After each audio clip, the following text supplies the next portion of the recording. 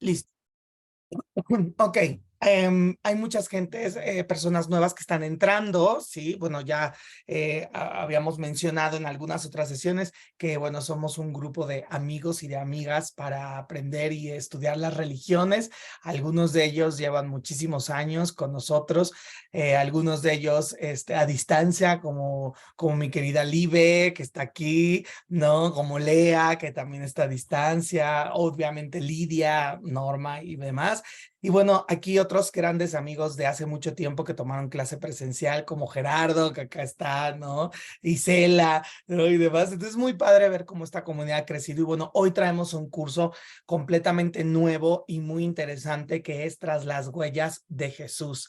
Este curso, hoy la primera clase por cuestiones del simulacro y todo lo que implica en logística va a durar 1 hora, pero las sesiones son de 1 hora y media, los miércoles a las 11 de la mañana, de 11 a 12 y media. Y bueno, pues es un poco lo que vamos a ver el día de hoy. Les voy a explicar de qué va antes de pasar la presentación. Este curso está basado en un libro de Fernando Bermejo, uno de los grandes investigadores de la figura de Jesús en el mundo del habla hispana. El doctor Bermejo se ha dedicado a doctorados y maestrías alrededor de la figura de Jesús y en la búsqueda de la reconstrucción del Jesús histórico. Entonces, lo que vamos a ver en estas 11 sesiones es sí se va a mover mucho el tapete, muchísimo el tapete, definitivamente, no les voy a decir que no, pero no solamente se va a mover el tapete para los cristianos, sino también se va a mover el tapete para todos, porque el paquete incluye a todos, ¿no? Completamente, porque vamos a ver mucha mezcla de judaísmo y de muchas cosas. La metodología que vamos a utilizar en este momento es la metodología de la historia y de la antropología y de la filología, porque vamos a poder reconstruir, o más bien vamos a ver qué cosa fue original, entre comillas, y qué elementos fueron transformándose para poder crear la figura de Jesús. Hay varias personas aquí que ya tomaron el curso de religiones y recordarán que en alguno de los módulos de las religiones hablamos del surgimiento del cristianismo, ¿ok? Y estudiamos cómo el cristianismo viene de una variante judía del siglo I, de la era común, pero no hablamos de Jesús. Hablamos de la construcción del cristianismo y cómo el cristianismo va a irse desarrollando en una religión, primero perseguida por el Imperio Romano y luego apoyada por el Imperio Romano a partir del año 310. Y bueno, vimos en este curso de religiones que acaba de terminar cómo se transforma la iglesia, se crea, se transforma, se desarrolla, y al final ya la figura de Jesús queda pues sustentada a través de mitos y de evangelios y demás. Pero este curso tiene el objetivo especializado de irse hacia las fuentes y tratar de reconstruir pasito a pasito. Por eso lo hemos titulado Tras las huellas, tras los pasos de Jesús, porque eso es lo que vamos a hacer, ¿no? Ir tratando de reconstruir sobre las investigaciones del doctor Bermejo y de muchos otros autores y demás. Así que, pues bueno, vamos a hablar vamos a hablar el día de hoy sobre las fuentes. Así que, bueno, pues vámonos para allá. Aquí tenemos, aquí la presentación, listo. Ok, bueno, aquí tenemos el chat abierto para que puedan escribir. Aquí tenemos ya el chat de Norma. Un abrazo para mi querida Norma y toda su maravillosa familia y amigos allá en Monterrey también, como Eda, que están por Monterrey. Y bueno, pues vamos a hablar de esto. A ver. Híjole, con todo respeto, va a ser todo este curso, pero sí vamos a decir netas, muy netas, ¿no? A partir de la cuestión histórica. Y esa es la parte importante. Este curso se titula Tras las huellas de Jesús, ¿no? En este contexto que vamos a ver. Y bueno, comencemos con nuestra introducción. Jesús de Nazaret se encuentra dentro del imaginario popular. Es la fuente y base, un pilar importantísimo de una religión enorme llamada cristianismo, que por muchos siglos fue la religión mayoritaria en el mundo occidental y que ahora, bueno, ya está desfasada por el Islam, pero es una persona que se encuentra dentro de una capa interminable de leyendas, de mitos y demás. ¿Podemos afirmar la existencia de Jesús desde la perspectiva histórica? La respuesta es sí, sí existió. Es lo que vamos a terminar concluyendo en este curso. Pero también vamos a terminar concluyendo en estas sesiones, y desde ahorita lo adelantamos, que no es lo mismo un Jesús histórico al Jesús religioso. El Jesús religioso es una construcción a posteriori, es decir, después de la transformación de las diferentes iglesias cristianas. El Jesús religioso es un mito, ¿ok? No existió. El Jesús religioso no nació de una virgen, más bien el Jesús histórico no nació de una virgen, el Jesús histórico no tuvo 12 apóstoles, el Jesús histórico no propiciaba la idea de un amor al prójimo de la manera en la que nos dicen los evangelios. El Jesús histórico no resucitó al tercer día y el Jesús histórico no es un hijo de Dios. ¿Quién es el Jesús histórico? No lo sabemos. Tenemos huellas de él. En este curso lo que vamos a hacer es reírnos hacia las fuentes históricas documentales para saber quiénes son los que hablan de Jesús y cómo lo hablan. Y posteriormente a ello iremos reconstruyendo el contexto histórico de la Judea del siglo I. Iremos de verdad tras los pasos de este Jesús histórico desde sus fuentes, desde su contexto, desde su religión como un hombre judío del siglo I. Por eso les decía que el tapete también se va a mover para el lado del judaísmo en muchas ocasiones de este curso, ¿ok? Y bueno, al final, bueno, en la segunda mitad del curso hablaremos de cuáles fueron los procesos para mitificar.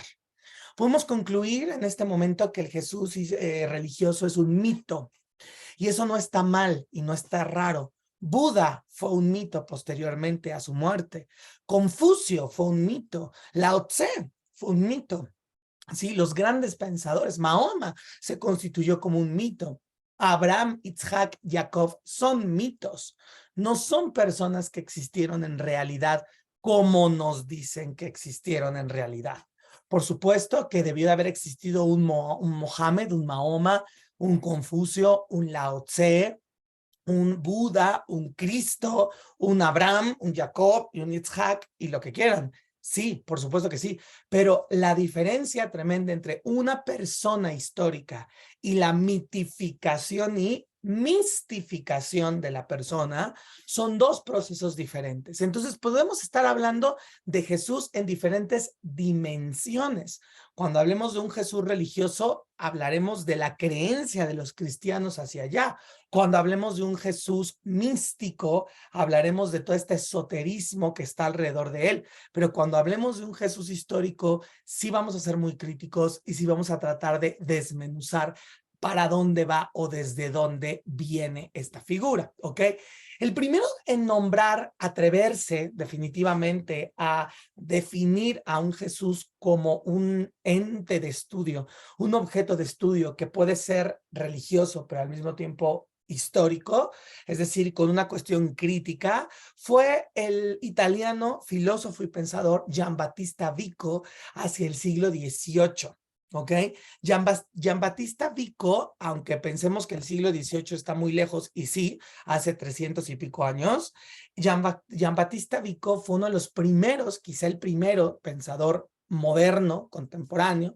Recuerden que la modernidad en la historia política y de las ideas comienza a partir del descubrimiento de América, y a partir de ahí la historia moderna de las ideas comienza. Entonces, Giambattista Vico, que es 2 siglos después del descubrimiento de América, él ya entra dentro de esta modernidad y va a heredar las ideas de un Baruch Spinoza, va a heredar las ideas de un Descartes, un René Descartes, y va a empezar a observar por primera vez a la figura de Jesús como una figura analítica y crítica. ¿Sí? De hecho, él va a construir 2 conceptos importantes que hasta la fecha el estudio de las religiones sigue manteniendo. El término de la tradición del antiguo Israel, ¿sí? Que se refiere a la cultura judía, la tradición judía de un Mesías y demás, y la mitología del cristianismo. Este señor tuvo unos pantalonzotes para en el siglo XVIII escribir mitología del cristianismo. O sea, decir que Cristo es un ser mitológico. Vamos a hacer una serie de especificaciones aquí para que quede claro cuál es el punto de vista de Giambattista Vico. Jean-Baptiste Vico establece el término mitología. ¿De qué es mitología? Recordemos, hoy estamos considerando, conscientes de entender la mitología a partir de la idea, ¿sí? De que son cuentos y fábulas, y no es cierto. La mitología es el sistema explicativo del pensamiento. Mitos, logos. Logos, conocimiento. Mitos, explicación. La palabra mito, hoy que la referimos como algo de niños o de leyendas o de los libros de los antiguos griegos, en realidad la palabra mito tiene su función explicativa. Entonces, decirle mitología a Jesús no está mal. Decirle mitología a Jesús es decir, tratar de explicar el conocimiento de Jesús y sobre Jesús. ¿Sí me explicó? Es una visión bastante secular, es una visión bastante laica y no es el primero. Todas las personas que han tomado aquí el increíble, y no es porque lo haya hecho yo, no se refiere increíble por eso, sino es increíble porque el tema es increíble, de Baruch Spinoza. Recordemos que Baruch Spinoza fue un gran filósofo del siglo XVII, un siglo antes que Jean-Baptiste Vico, y entonces Baruch Spinoza por primera vez habla de que la Biblia es un libro mitológico y de que la Biblia, específicamente el Antiguo Testamento, porque Baruch Spinoza era judío, un filósofo neerlandés, ¿sí? De Ámsterdam, judío, laico y incrédulo, junto con Descartes, uno de los inicios del ateísmo, del pensamiento racionalista, de la ilustración, ¿ok? Bueno, no es el único.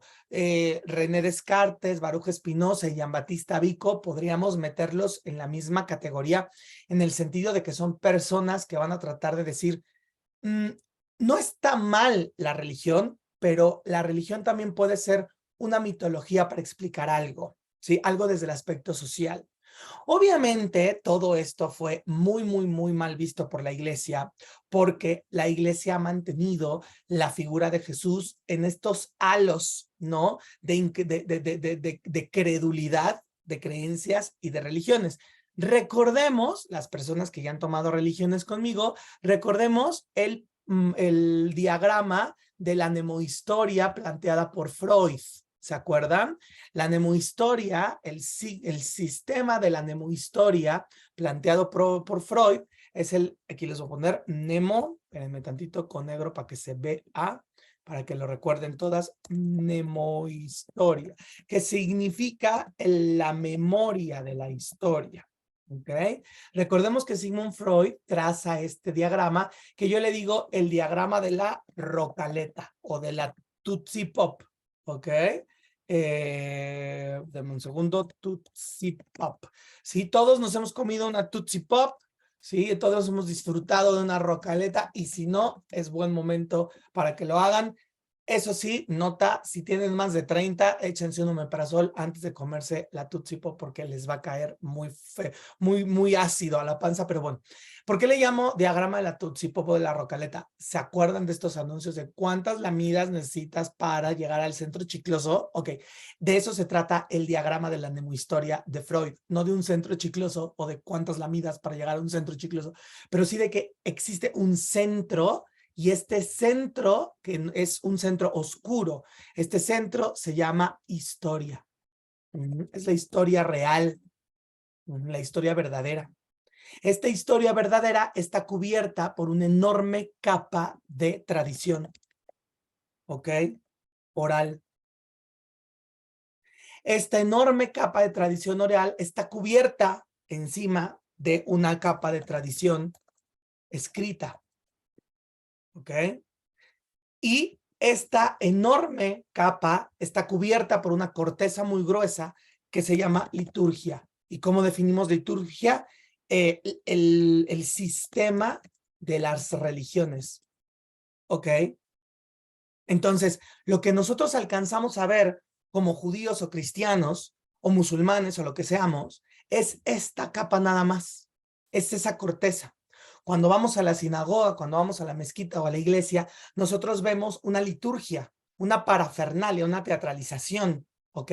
Y esta liturgia está llena de significados y significantes. ¿Qué sostiene esa liturgia, ese rezo en la sinagoga o en la iglesia? ¿Qué lo sostiene? Una gran tradición escrita. Para el caso del judaísmo, la Torá, la Mishnah, la Gemara, el Talmud, ¿ok? Para el caso cristiano, los 4 evangelios, las cartas de Pablo, los concilios vaticanos, toda la documentación de la iglesia. Esa tradición escrita está sostenida a su vez por la tradición oral. La tradición oral que es tan importantísima en todas las religiones. Y muy por debajo de todas estas capas y de todos estos niveles y estratos, tenemos la historia real que nunca jamás de los jamases vamos a poder averiguar cómo fue, si fue o no fue. Por eso, hablando de este diagrama de la nemohistoria, cuando hablamos de Jacob o de Abraham, tenemos un Abraham de la historia real, pero tenemos un Abraham transformado por la tradición oral, que tenemos un Abraham después transformado, intervenido por la tradición escrita, y por último nos llega un Abraham litúrgico, un Abraham de la religión. Lo mismo sucede con Jesús, ¿ok? Jesús, tenemos un Jesús histórico real, que nunca vamos a ver cómo fue, qué dijo, dónde anduvo, con quién se casó, qué comió, si se peleó o no se peleó. Tenemos un Jesús de la tradición oral, que son la fuente de los evangelios. Luego tenemos un Jesús escrito, ya redactado, editado, ¿sí? Eso es importantísimo. Toda la cuestión escrita ya tiene un proceso grande de edición. Lo voy a poner con mayúscula porque es muy importante. Es decir, los evangelios que tratan sobre la vida de Jesús están editados. Es una selección de información oral que dijeron, esto sí lo escribo y esto no lo escribo, ¿ok? Y esa es la edición. Y al final nos llega un Jesús crucificado en la cruz, con una ceremonia de la iglesia, con una ceremonia de la Eucaristía, con una serie de cantos religiosos, de pinturas, de esculturas, de arquitectura, una figura papal, iglesia, Vaticano, para el caso del mundo católico. ¿Sí me explicó? Entonces, este Jesús de la liturgia no es ni siquiera cercano al Jesús de la historia real. Y ese es nuestro trabajo. Ahora, podría yo decirles, bueno, pues ya nos inscriban en este curso porque pues nunca vamos a saber conocer a Jesús al Jesús real. Buenos días, besos a todas, ahí nos vemos. Pero no, es nuestro trabajo como historiadores de las religiones tratar de ir adentrándonos lo más que podamos a esto, tratando de entender que podríamos llegar a la tradición escrita y quizá podríamos llegar a algún resabio de una tradición oral, pero eso va a ser lo más que podamos hacer. Y no está mal, está bien, porque siempre va a ser en búsqueda del conocimiento, ¿sí? De la interpretación del conocimiento. Esa es la parte importantísima, esa es la parte fundamental para poder entender, ¿no? Dice Lidia, ¿por qué la liturgia no es uno de los círculos de la rocaleta? Bueno, porque la liturgia es lo que nosotros vemos, es la cara que nosotros vemos, ¿sí? La liturgia es la última capa, la capa que da hacia nosotros, ¿no? La tradición escrita se ha compuesto de la tradición oral, ¿sí? Y llevan procesos de edición. La liturgia también, pero la liturgia es el sistema por el cual reconocemos una creencia o practicamos, esa es mejor la definición. La liturgia es el sistema por el cual practicamos una religión. La tradición oral y la tradición escrita son las bases, por eso son más gordas. Por eso Freud las pone más gordas en esta cuestión del diagrama de la nemohistoria, o para los cuates de aquí del taller, ustedes, o sea, el de la rocaleta, ¿ok? Ahora bien, sigamos avanzando. Entonces, no está mal pensar de alguna manera que nos va a mover el tapete, porque nos va a mover el tapete del conocimiento, más no nos va a mover el tapete de la creencia. Aquí no vamos a hablar de las creencias. Obviamente va junto con pegado, ¿verdad? Pero bueno, aquí cada quien va a decidir si creer o no creer o en qué cosas creer. Esa es la parte más importante del estudio de las religiones. Cuando uno nace en una religión, está obligado a creérselo todo, ¿ok? A no cuestionar. Cuando uno estudia las religiones, hay de dos.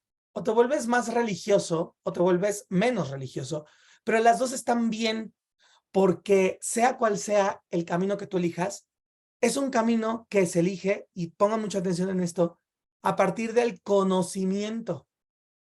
Si yo ya sé lo que sé, yo puedo decidir si sigo creyendo en eso, y no está mal, porque voy a creer, si sigo creyendo, con mayor, no fe, porque no se trata de fe, pero con mayor criterio.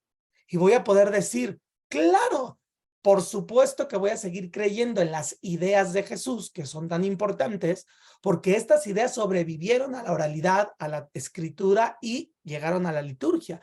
Y en el caso de una persona cristiana católica o cristiana protestante, que tenemos aquí de ambos grupos en esta sesión, ¿no?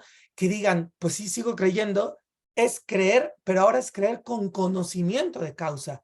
Y eso es muy bueno, porque no es una creencia dogmática, es una creencia racionalizada.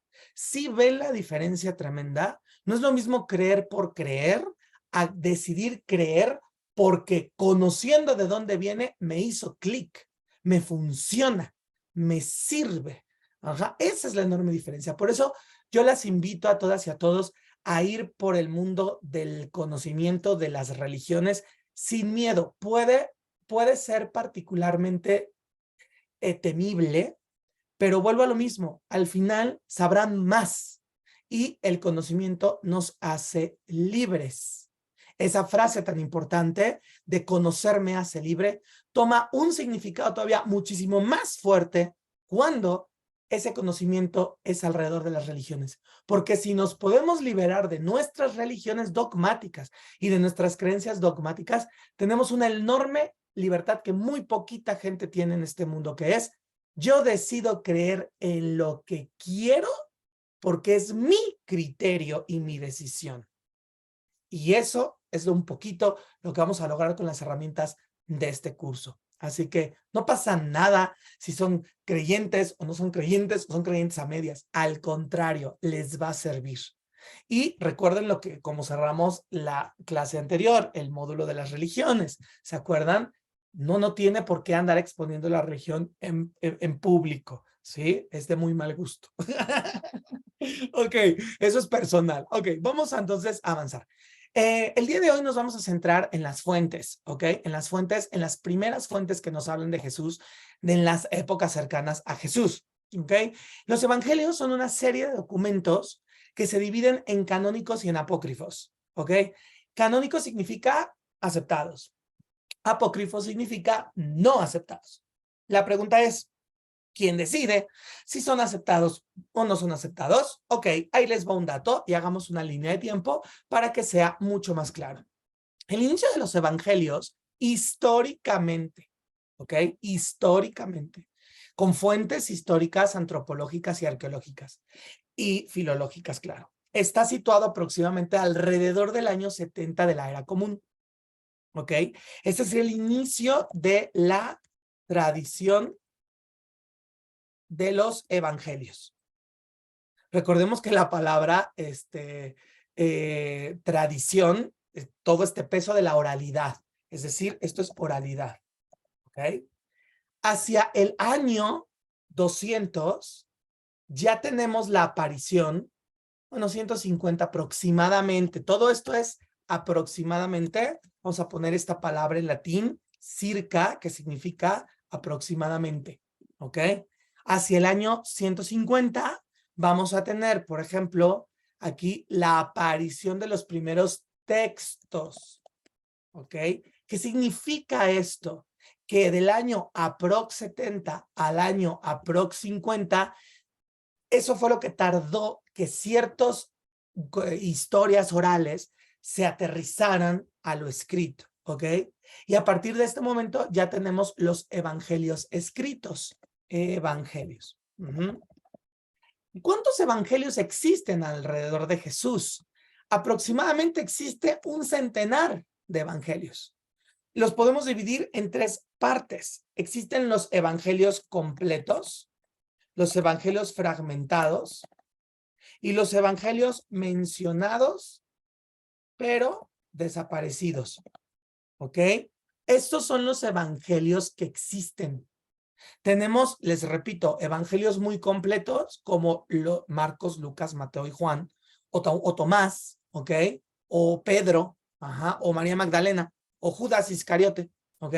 Tenemos evangelios fragmentados como el pseudo Tomás, ajá, y otros, el de, espérame tantito, Santiago, ya lo recordé, el de Santiago, y tenemos algunos evangelios que sabemos que existieron, pero que no nos llegaron y que los padres de la iglesia, los originales, cuando por ahí del año 200, mencionaban. El evangelio de San Epiteto, ¿no? El evangelio de San Tú las traes. Esos ya no nos llegaron, sabemos que existen porque los nombró alguien, pero no tenemos mención de ello, ¿ok? Y en el año 310, ¿ok? Esto es importantísimo, la iglesia cristiana se volvió oficial. Aquí está importantísimo. La iglesia, la oficialización de la iglesia cristiana. ¿Ok?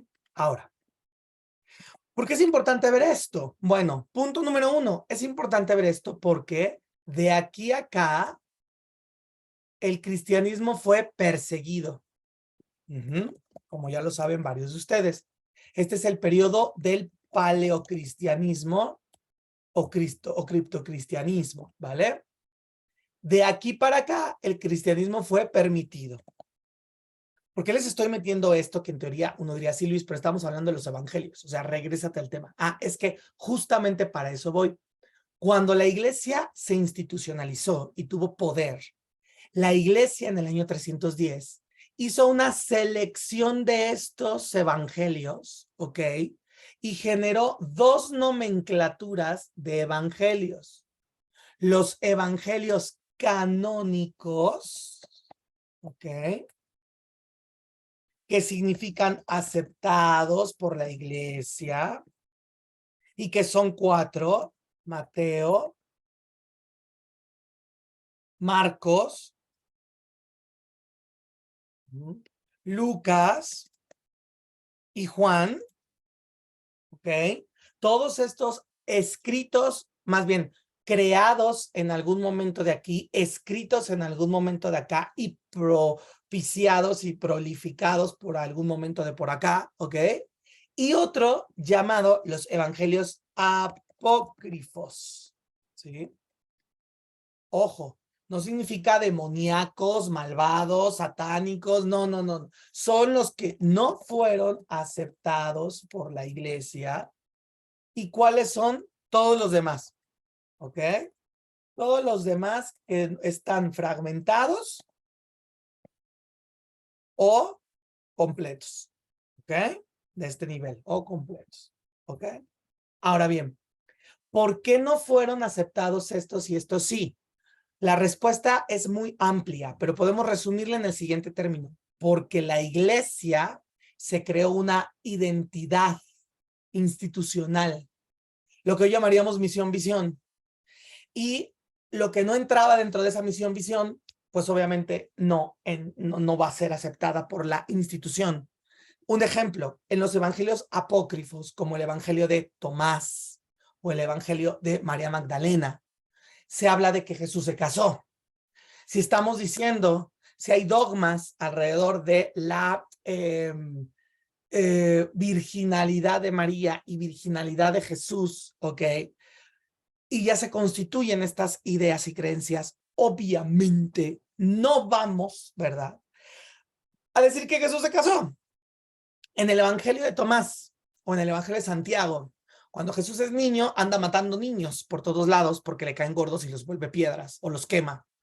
Obviamente, no vamos a poner que Jesús de niño andaba matando niños, volviéndolos piedra, ¿no? O incinerándolos, ¿no? Entonces, hay una serie de elementos que no van a entrar dentro de la misión-visión de la iglesia. ¿Por qué? Porque todo esto, toda esta constitución de elementos de los evangelios, desde lo oral a lo escrito, están llenos de, ojo, oralidad. Esta oralidad puede entenderse como leyendas, ¿sí? Juicios previos, ¿sale? está constituido, está forrado de tradiciones y obviamente del teléfono descompuesto. Claro. Entonces, todos estos evangelios están hechos así. Ahora, esto nos viene a poner una gran pregunta que es el primer movidón de tapete, ¿ok? Y es, a ver, momento de recapacitación, de reflexión.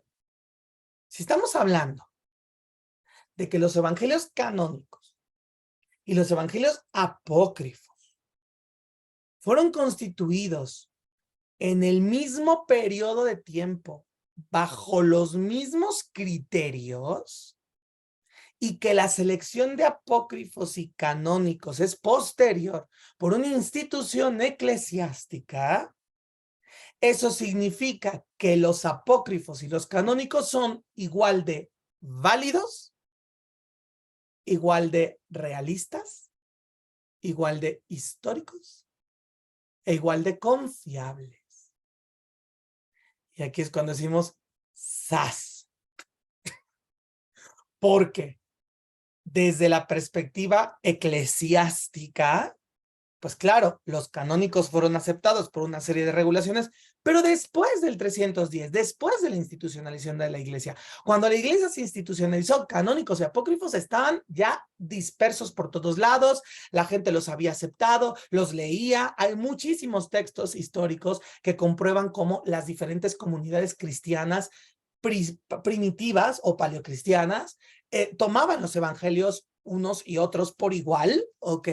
De hecho, hubo muchas quejas cuando después estas comunidades cristianas dijeron, oye, ¿ya por qué ya no puedo usar el evangelio de María Magdalena? ¿O por qué ya no puedo usar el evangelio de Tomás? ¿O el evangelio de Santiago? ¿O el evangelio de Pedro? ¿O el evangelio de Judas Iscariote? ¿O el evangelio de los edomitas? ¿O el evangelio de los hebreos? ¿Sí? ¿O el evangelio de los nazareos? Porque yo no puedo utilizar todos esos evangelios que hoy para nosotros sería, ¿qué es eso? Si solamente hay Mateo, Marcos, Lucas y Juan. No, hay casi una centena de estos evangelios, les repito, fragmentados o mencionados o completos, ¿no? Entonces, cuando llega este momento de decir, úchale, o sea, históricamente el evangelio de Marcos tiene el mismo sustento histórico que un evangelio apócrifo. Y ahí es donde entramos en los problemas, obviamente. ¿Ok? Así que continuemos. ¿Sí? Dice Eli, ¿esto no propició que los lean escondidas? Por supuesto que sí. Se propició muchísimas veces que se leyeran escondidas, incluso que se copiaran a escondidas y que se mantuvieran a escondidas. ¿Sí? Aunque la iglesia se había institucionalizado, no crean que ya todo el mundo empezaba a utilizar estos evangelios. Fue un proceso de siglos y por eso nos llegaron algunos completos o fragmentados o también mencionados, ¿ok? En ese sentido. Ahora bien, de esta manera llegamos a una conclusión importante en esta sesión, que es que la realidad histórica de ambos tipos de evangelios son igual de verdaderos e igual de falsos. Y entonces, si queremos encontrar en las fuentes textuales la vida de Jesús para reconstruir el Jesús histórico, pues no podemos hacerlo a partir de los evangelios, porque los evangelios no van a responder esta cuestión sistemática de la reconstrucción de una percepción de la vida de Jesús. ¡Sas! Ni modo. El evangelio es una herramienta para el creyente, no es una herramienta para el crítico, ¿ok? Entonces, ojo, pero ahora vamos a poner la otra parte, ¿sí? Porque aquí nos gusta ser muy críticos y aquí nos gusta ver las 2 o 20,000 caras de las monedas, ¿ok? Esa es una de las caras de la moneda. Ahora, ¿cuál es la otra cara de la moneda? ¿Ok? La otra cara de... bueno, aquí hay una pregunta. ¿Quién define cuál evangelio es bueno? La iglesia. La iglesia cuando dijo, vamos a construir el ideal de Jesús. Ya desde ahí ya está. Ven cómo el diagrama de la mnemohistoria toma mucho sentido aquí. La iglesia es la que decide en qué momento, por la misión y la visión, tomar qué evangelio. ¿Qué evangelio, no? Es como si yo tomo una serie de fotos para mi boda, yo voy a decidir qué fotos son las que me sirven a mí, porque esas fotografías van a cumplir un ideal mío o van a ayudar a sostener mi ideal. Entonces, la iglesia es la que selecciona. Anteriormente a que hubiera una iglesia, la iglesia es una institución que aparece en el 310 cuando se oficializa la iglesia en Roma, ¿ok? Antes de que hubiera iglesia, que había comunidades cristianas completamente disímiles las unas a las otras. No existía una figura que concentrara o dirigiera a cada una de las comunidades. Por eso es que cada una de las comunidades podía tener una serie de textos, los que quisiera y como quisiera. Y esos textos no estaban sometidos bajo una revisión intelectual o religiosa. Ok, tal cual. Dice Sara, pero lo mismo se tergiversa con de una persona a otra. Por supuesto. O sea, imagínate, así es. Si dicen que Jesús caminó y bajó por Betania, se transforma o se trastoca. Esto es un ejemplo muy interesante que menciona Sara, un comentario muy interesante, y les voy a poner un ejemplo. Sara dice, lo que se dice en el año 100 no es lo mismo que se dice en el año 310, por supuesto. Hoy sabemos que quizá el primero de los evangelios fue Marcos, ¿ok? Quizá. Ahora, en esta o la siguiente sesión vamos a hablar de ello. Este evangelio de Marcos es muy diferente al evangelio de Juan. Hoy sabemos que el evangelio de Juan es el último. No sabemos cuál de los evangelios fue el primero, ¿sí?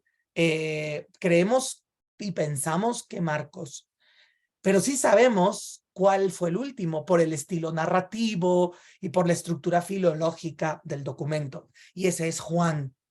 Y aquí está la gran diferencia.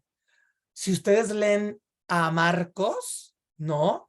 Dice, y Jesús le dijo a su madre, madre, no hay vino en las bodas de Canaán.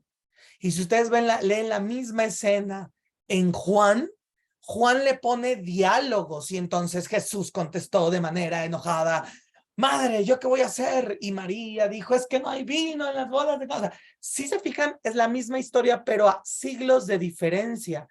En la primera y más antigua es más parca y más vieja, más limitada, y en la segunda es incluso hasta teatralizada, guionizada, ¿ok? Por eso nos damos cuenta de lo que dice Sara, este teléfono descompuesto. Pregunta Lidia, ¿es lo mismo con el Viejo Testamento? Sí, siempre va a haber una tergiversación, una selección de documentos y una edición de los documentos por parte de los editores, los compositores de los libros sagrados. El problema del Antiguo Testamento con respecto al Nuevo Testamento es que en el Antiguo Testamento las fuentes son muchísimo más viejas y por lo tanto es muchísimo más difícil de rastrearlas. ¿Ok? Por ejemplo, para ponerles un ejemplo a esto, las fuentes del Génesis judío o del cristiano del Antiguo Testamento se relacionan con los mitos babilónicos como el mito de Gilgamesh o el Enuma Elish, que son tradiciones orales antiquisicérrimas. Entonces, claro que conforme vamos avanzando más en el tiempo atrás, pues nos da una problemática de ya no encontrar de dónde salieron estas fuentes o cuáles son los textos interpretativos de dichas fuentes, ¿no? Dice aquí una pregunta de Samsung. Entonces, lo que se conoce se hizo basándose en el criterio de esa época y aún después de los concilios no hay modificaciones mayores. Sí y no. Lo que hoy se conoce como evangelios canónicos de la iglesia sí se hace en este momento durante el siglo IV, los años 300, ¿ok? Y se va a canonizar. La palabra canonización tiene dos acepciones, hacer santo a alguien o hacer santo a algo. Cuando yo hablo de que la Biblia, el Nuevo Testamento se canonizó, se cerró. Ya se decidió la iglesia, ¿sí? Que son estos libros, estos textos, y es sagrado el texto, y por ser sagrado el texto, ya no entra ni sale nada, ¿ok?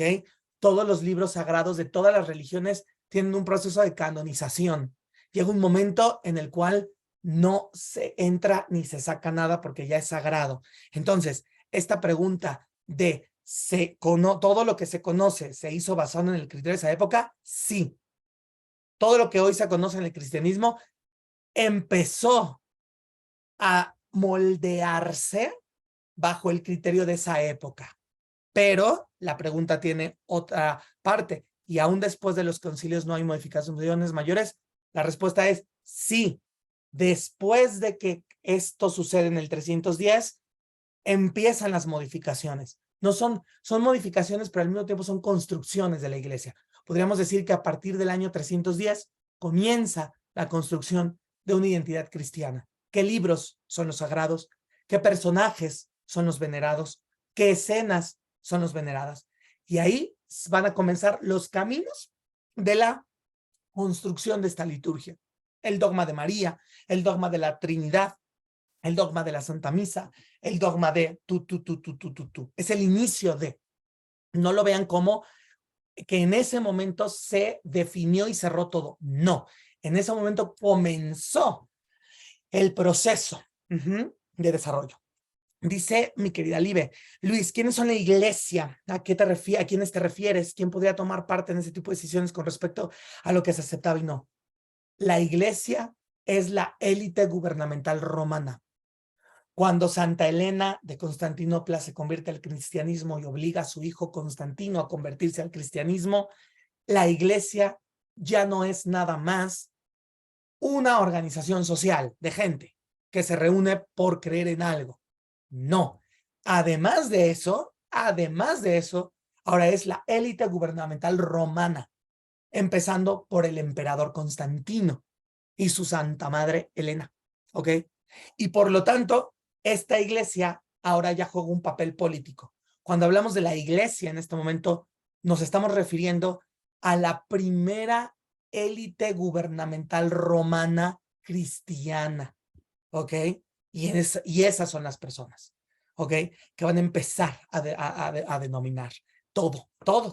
Un poquito la pregunta del IBE va relacionada con la pregunta de arriba, en este chat, ¿no?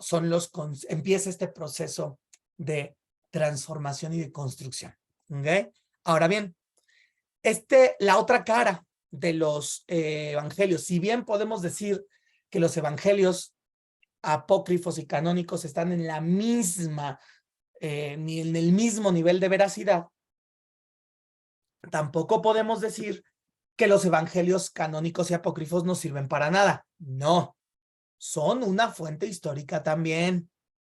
Una fuente histórica muy imaginativa y muy interpolada. Voy a ponerle el nombre aquí en el chat. Interpolación. ¿Qué significa la interpolación? Este concepto es importante porque lo vamos a estar estudiando todo el tiempo en este curso. Interpolación. 2 puntos. Afectación de un texto original. ¿Ok? O sea, chismecito literario. ¿Ok? Cuando yo digo, no, es que fíjate que mi tía, ¿sí? Les voy a poner un ejemplo muy interesante, ¿ok? Un ejemplo muy interesante. Aquí, varias de ustedes ya me conocen que tengo una obra de teatro muy bonita y muy padre que se llama Las Meninas, ¿sí? Y en Las Meninas sale el actor Cristian Escorcia que hace a la tía Cecilia. El actor Cristian Escorcia hace un personaje que es la tía Cecilia, ¿ok? Un día yo estoy dando una clase y recibo un mensaje de un amigo y me dice un texto, un WhatsApp. Fíjense nada más, es un buen ejemplo de una interpolación vívida. Ok, y me dice, vi a tu tía disfrazada de hombre en el metro. Es lo único que me escribí. Este texto fue como, ¿qué? No me dio más contexto. Yo tuve que interpolar el texto. ¿Qué significó interpolar el texto? Intervenirlo. ¿Cuál de mis tías? Mi tía Carmen, mi tía Julieta, mi tía Emma, mi tía Verónica, mi tía Raquel. ¿Cuáles de mis tías?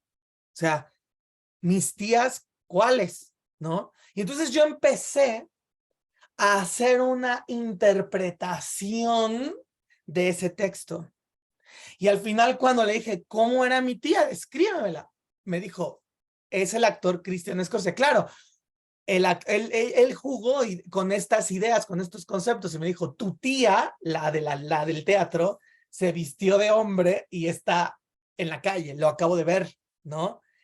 Eso es lo que pasa con los textos antiguos. Cuando nos llega un texto antiguo, nos llega un texto antiguo que no sabemos cuál es el contexto del texto. Si yo hubiera estado con mi amigo en la calle, me hubiera dicho, mira, ahí está tu tía vestida de hombre. Y entonces yo hubiera entendido el chiste y hubiera dicho, claro, por supuesto, ¿no? Claro, lo entiendo.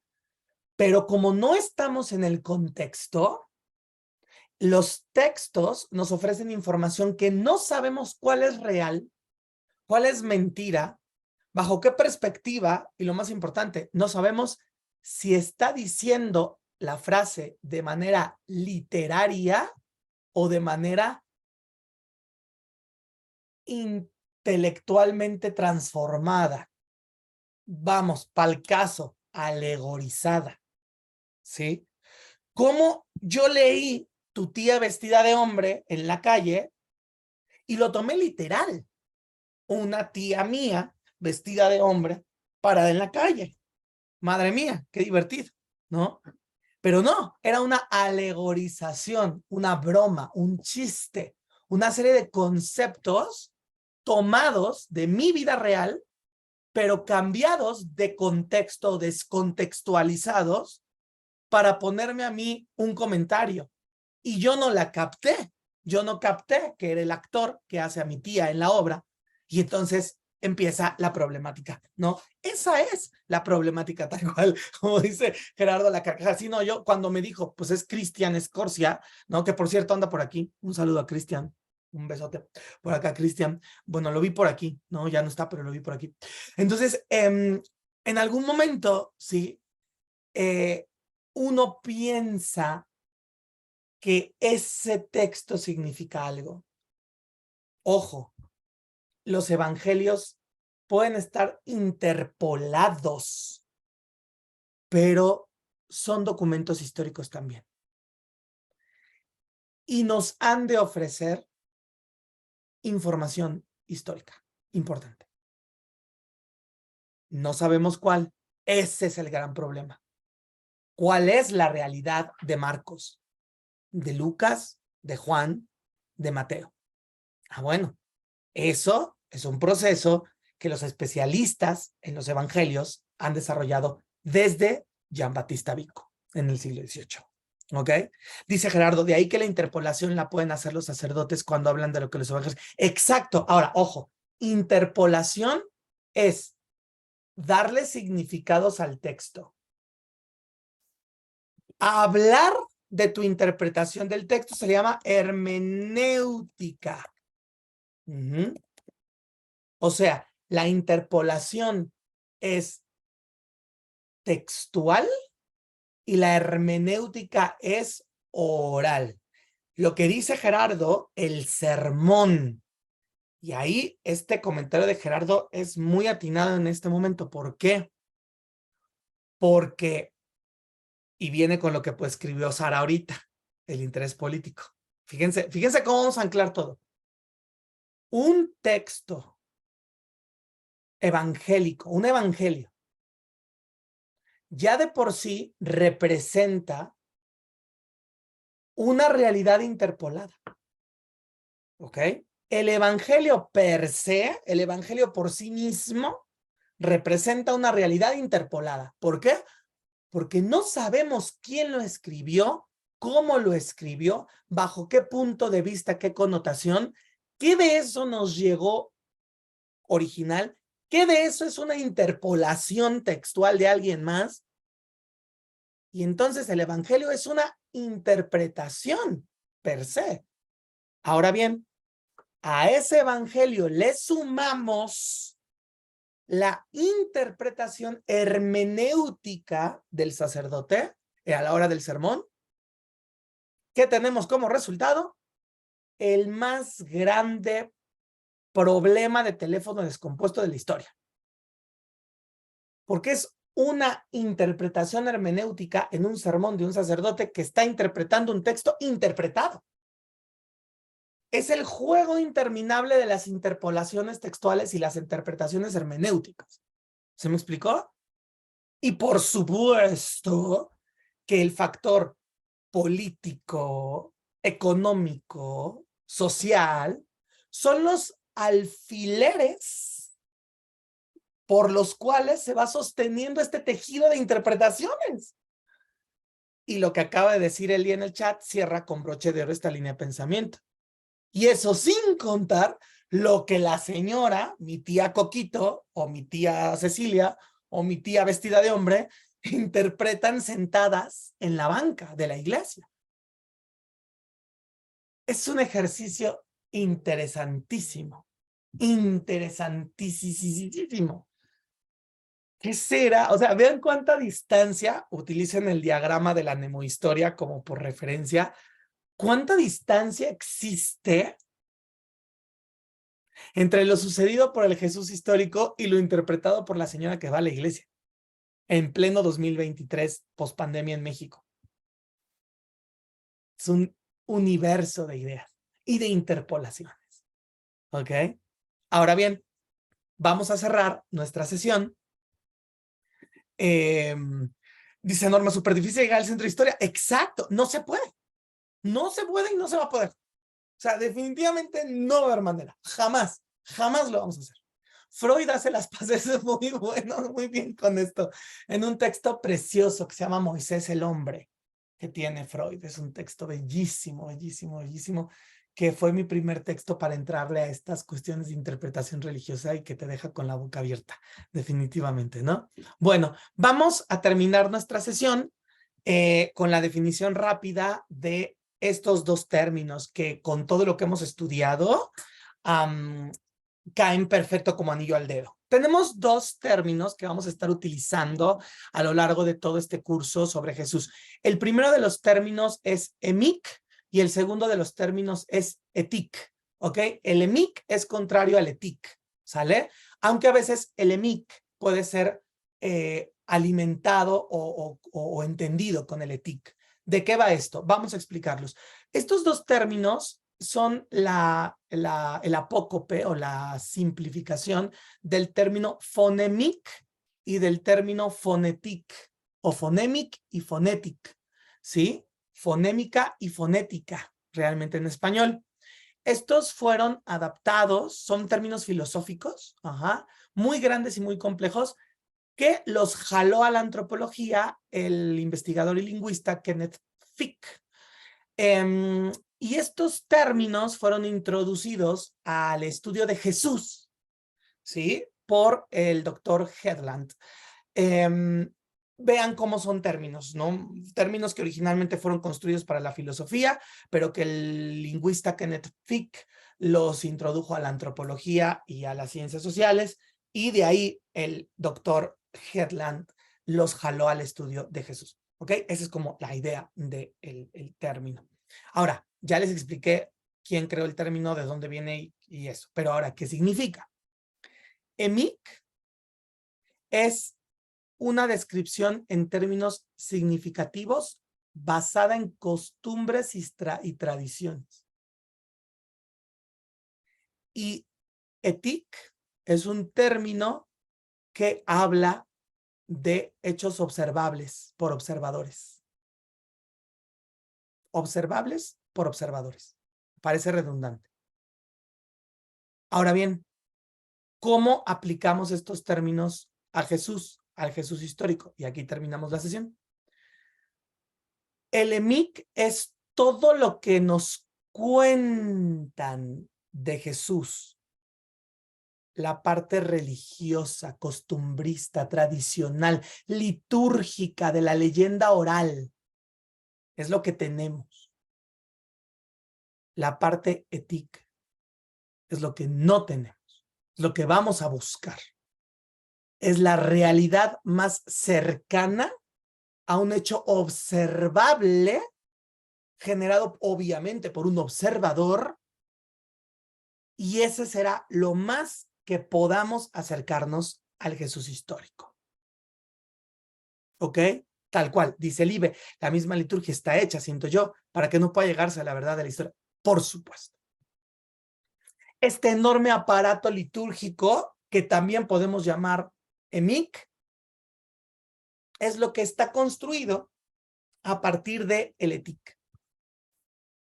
El ETIC está interpolado, el ETIC está corrupto, el ETIC está cambiado por la institución, porque como bien lo dice el IBE, para no llegar a algo. Sí, para no llegar a algo que no quisieron que sepamos, ¿ok? No está mal, no es por código Da Vinci, no está mal. Simplemente es misión, visión de la iglesia, ¿sí me explicó? Esto es lo que queríamos decir y no vamos a decir que Jesús tuvo hijos y pues no vamos a decir que Jesús tuvo hijos. ¿Por qué? Pues porque es muy difícil explicar. En uno de los evangelios apócrifos Jesús termina en Japón, casado con una japonesa, teniendo japonesitos, trabajando en un campo de arroz. Entonces, claro que, a ver, explícate cómo es que Jesús llegó. No, es demasiado caótico, complicado, conflictivo. No, vamos a decir que Jesús terminó en Japón, en la provincia de Kirisuto Nonyaka, en Japón. Y hay una lápida de un hebreo enterrado en Japón llamado Yehoshua. Ajá. En la provincia de Kirisuto Nonyaka, en Japón. Ahí está, es un texto, es una evidencia arqueológica. Puede ser real o puede ser falsa, pero es una evidencia que ahí está, por supuesto. Pero ese no es el problema. El problema no es la lápida ahí. El problema que es, explícate cómo llegaste hasta allá. Entonces, para no entrar en problemas, esa parte de TIC la borras, clic, la eliminas, la sacas, la editas, ¿no? Y ya. Es como, vamos a editar al tío borracho en el video de la boda porque me cae bien gordo el tío borracho. Entonces, dile al editor de video que en la filmación lo corte. Yo no quiero que salga ahí porque no me gusta lo que representa de mi familia, no me gusta lo que representa de mi relación con el otro, no me gusta lo que representa y no quiero que la gente vea eso de mí, ni lo asocie conmigo. Ahí está un claro ejercicio de EMIC versus ETIC. Ajá. Y entonces muestro un factor que no es el real, no está mal. El proceso de edición no es malo. Pero si estamos buscando llegar a lo más ético de la visión de Jesús, pues es forzoso agarrar todo parejo, o todos coludos o todos rabones. Meterte a los evangelios, analizarlos, entender estas propuestas y decir al final, ok, sabiendo que no vamos a llegar al núcleo de la nemohistoria freudiana, sí podemos llegar a ver hasta dónde, y eso será lo que todos ganemos. ¿Ok? Y bueno, pues la siguiente sesión continuaremos esto, hablaremos de los apócrifos, hablaremos de de las fuentes históricas que existen de Jesús, ¿sí? Flavio Josefo, que muchas de ustedes ya conocen todo esto, ¿ok? Pero lo veremos desde una perspectiva ya específicamente sobre la visión de Jesús. Y vamos a hacer un ejercicio para ver el copy-paste que hicieron ciertos evangelistas de los textos hebreos para conformar la vida de Jesús. No, esto se va a poner muy bueno, muy interesante, de verdad. Y que esto genera las similitudes que menciona Gerardo en todos los evangelios, que son muy parecidas, y es como de, ¿se acuerdan cuando uno copiaba en la prepa y el examen? Bueno, es eso se llama un fenómeno de sinóptica. ¿Ok? Yo le copio. Gerardo hizo la tarea de geografía. Gerardo, no manches, préstame tu trabajo de geografía, por favor, porque se voy a reprobar, se me olvidó. Entonces copio el trabajo con ciertos cambios para que la profe no se dé cuenta de que es el mismo trabajo, pero uno deriva del otro. Y luego llega Eli y me dice, se me olvidó el trabajo de geografía. Le dije, yo también, Gerardo me lo pasó, toma, ahí te va. Y Eli genera un producto basado en el mío, basado en el de Gerardo. Eso se llama sinóptica. 3 de los 4 evangelios son sinópticos. El problema es saber cuál es el primero. Toda esta cuestión se llama en la historia del estudio de Jesús la prioridad marcana y la posterioridad marcana. Todos estos elementos muy técnicos y muy importantes los vamos a desarrollar.